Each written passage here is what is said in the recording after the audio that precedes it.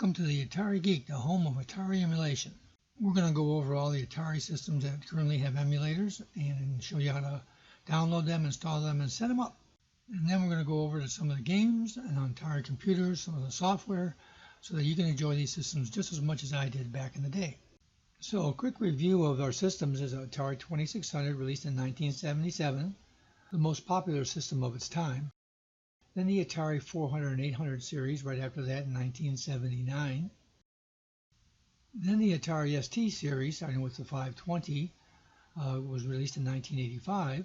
Immediately after its foray into computers, Atari returned to its roots by releasing several different gaming systems, including the 7800. Then after that, Atari entered the handheld market with the Atari Lynx in 1989, and then finally the Atari Jaguar in 1993. So we're going to cover all of those, but in no particular order. Probably going to start with Atari ST setup and demo. So hope you enjoy it.